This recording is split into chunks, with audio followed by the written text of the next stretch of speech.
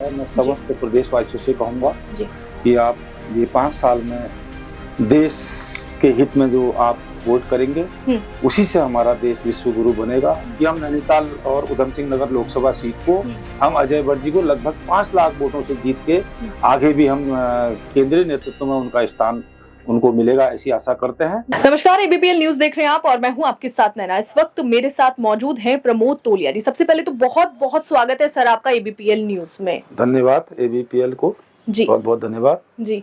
प्रमोद जी, सबसे पहला सवाल 19 तारीख को वोटिंग होनी है। आप देख रहे हैं कि सभी पार्टी अपनी-अपनी तैयारियां कर रही है। सबसे पहले क्या कहना चाहेंगे आप चुनाव को लेकर, किस तरह से तैयारियां चल रही हैं? 19 तारीख को इस वर्ष का हमारे उत्तराखंड में लोकसभा चुनाव जो पूरे देश में हो रहा है, उसके प्रथम चरण का मतदान 19 तारीख को है। मैं समस्त प्रदेशवासियों से कहूँगा कि आप ये 5 साल में देश के हित में जो आप वोट करेंगे, उसी से हमारा देश विश्व गुरु बनेगा और आगे हमारे दुनिया में नंबर 1 देश बनेगा। इसलिए मैं सभी से निवेदन करूंगा कि उस दिन अपना थोड़ा समय निकाल के वोट अवश्य करें। जैसा आपने देखा कि अभी योगी आदित्यनाथ यहाँ पर आकर गए हैं और उसी दिन पीरूमदारा और रुड़की में प्रियंका गांधी यहाँ पर आई हैं, तो एक तरीके से देखा जाए तो हॉट सीट ये बन गई और लगातार प्रधानमंत्री मोदी भी यहाँ पर पहुंच रहे हैं। तो इसको लेकर आप क्या कुछ कहना चाहेंगे? मैं नैनीताल उधम सिंह नगर लोकसभा की बात करूंगा तो वो हमारे इस प्रदेश की 5 लोकसभा में सबसे भारी अंतर से जीतने वाली सीट होगी। और पिछले वर्ष भी प्रदेश में प्रथम नंबर इस सीट का आया था, जिसमें माननीय अजय भट्ट जी यहाँ से सांसद बन के गए, उसके बाद केंद्रीय राज्य मंत्री बने। और उसी आशा के साथ इस बार उससे भी अधिक मतों से जो मुझे उम्मीद है कि हम नैनीताल और उधम सिंह नगर लोकसभा सीट को हम अजय भट्ट जी को लगभग 5 लाख वोटों से जीत के आगे भी हम केंद्रीय नेतृत्व में उनका स्थान उनको मिलेगा, ऐसी आशा करते हैं और जिससे हमारे प्रदेश का और देश का विकास हो सके। लगातार कांग्रेस का ये कहना है कि नैनीताल की अगर हम बात करें, नैनीताल उधम सिंह नगर की, तो ज्यादा विकास कार्य नहीं हुए हैं और लगातार ये भी कहा जा रहा है कि जो सांसद निधि है उसमें से भी कुछ ही % खर्च किया गया है। इसको तो झूठे आरोप लगाए जा रहे हैं। कोई भी सांसद, चाहे भाजपा का हो या कांग्रेस का हो, किसी का भी हो, कोई भी अगर कोई किसी पद में होता है, वो कभी नहीं चाहता है कि मेरे क्षेत्र में जो सरकारी पैसा है उसका उपयोग ना हो। ये भ्रांतियां फैलाई जा रही हैं। मुझे जहां तक जानकारी है तो ये आज से लगभग 1.5-2 वर्ष पूर्व की सूचना का अधिकार का जो आज पेश किया जा रहा है। अब इसकी सच्चाई का तथ्य तो आगे जाके पता चलेगा, लेकिन जो केंद्र में हमारे जिले की और यहाँ की हमारी जो लोकसभा सीट में जो काम बड़े हुए, इसमें जमरानी बात का मसला था, उसे माननीय अजय भट्ट जी ने बार बार उठाकर और माननीय मुख्यमंत्री जी ने, माननीय योगी जी ने, सब लोगों ने मिलके जो लगभग 30-40 साल पुराना मुद्दा था, उसको आज काफी हद तक टेंडर की प्रक्रिया तक ले आया है और अवश्य जो हमारे इस प्रदेश का है प्रमुख मुद्दा, वो अवश्य सफल होने जा रहा है। जी। निकाय चुनाव भी नजदीक है, लोकसभा के बाद निकाय चुनाव होने हैं, तो क्या आप मेयर पद के लिए दावेदारी कर सकते हैं या फिर? निकाय चुनाव भी अभी लोकसभा चुनाव आने के कारण, वरना अभी तक चुनाव हो जाते। लोकसभा के बाद शायद अवश्य इस प्रदेश में निकाय चुनाव कराए जाएंगे। इसमें भारतीय जनता पार्टी संबल पर टिकट देती है, पार्षद और मेयर का।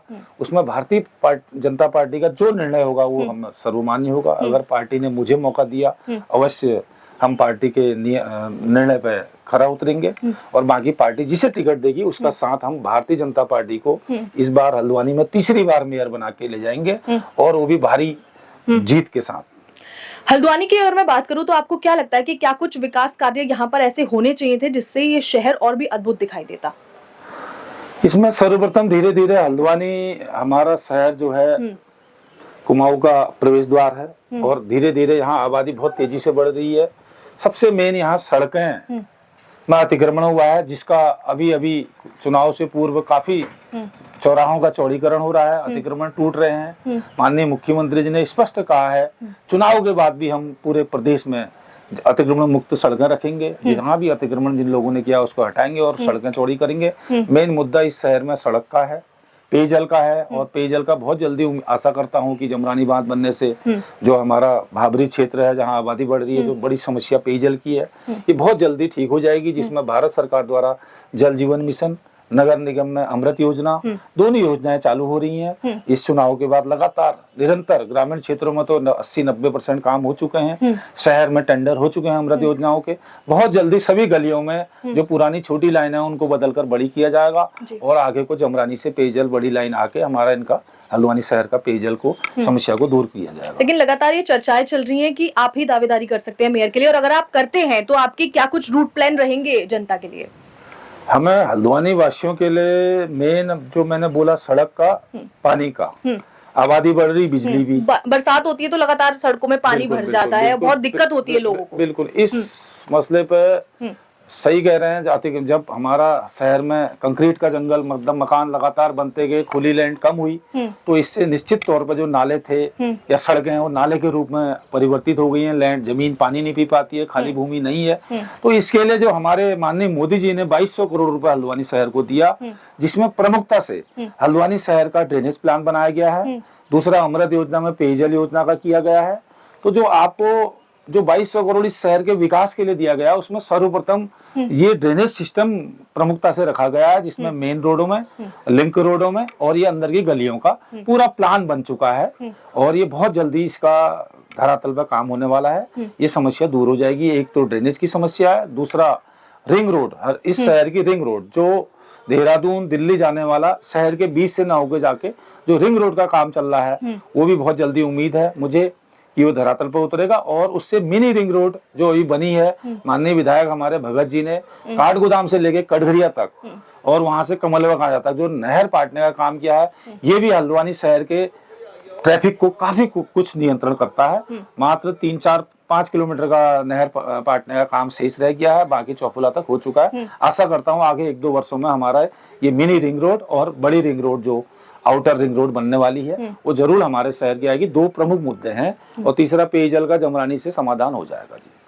हल्द्वानी में आपने देखा होगा कि जो मुखानी था उसको भगवान परशुराम चौक के नाम से बदल दिया गया, लेकिन आपने ये भी देखा होगा साथ ही साथ कि जो यहाँ की ट्रैफिक लाइट्स हैं वो आज भी बंद पड़ी हैं। तो इस तरीके की लापरवाही को किस तरीके से देख रहे हैं आप? हाँ, ये थोड़ी बहुत लापरवाही है। कई चौराहों पर लाइट जल रही है, ट्रैफिक लाइट्स नहीं है, कहीं पर नहीं चल रही है। बहुत दिक्कत होती है लोगों को, ट्रैफिक का सामना करना पड़ रहा है। बहुत सारी चीजें ऐसी हैं जो अभी भी गड़बड़ है। यहाँ पर जाम की समस्या आ रही है, हमेशा पुलिस प्रशासन वहाँ पे मुस्तैद रहता है अगर लाइट खराब होती है। बिल्कुल। और हम तो कहेंगे कि आगे के और चौराहों में भी सिग्नल लाइट का उपयोग किया जाए और उनको निरंतर ठीक करके उसका समाधान किया जाए। 19 तारीख को वोटिंग है, जनता को क्या कुछ संदेश देंगे आप? तो यही निवेदन करेंगे कि आप थोड़ा सा समय निकालकर अपने क्षेत्र के सांसद को और अपने देश की सरकार बनाने जा रहे हैं, जिससे हमारा देश भारत पूरी दुनिया में राज करे और विश्व गुरु बने। इसलिए आप सभी सम्मानित प्रदेशवासियों से, क्षेत्रवासियों से निवेदन करता हूं कि आप ये मत सोचिएगा कि मेरी एक वोट से क्या फर्क पड़ता है। बहुत से जागरूक मतदाता विदेश से और बाहरी शहरों से यहाँ वोट डालने आ रहे हैं, बिल्कुल जागरूक हैं। अगर वो 5 साल में चाहे बीच में आए ना आए, लेकिन वोट डालने अगर ऐसी सोच रखने वाले लोग अगर सब वोट डालेंगे तो निश्चित तौर पर अच्छी सरकार बनेगी और हमारा देश आगे बढ़ेगा। बहुत बहुत शुक्रिया सर खास बातचीत के लिए। धन्यवाद।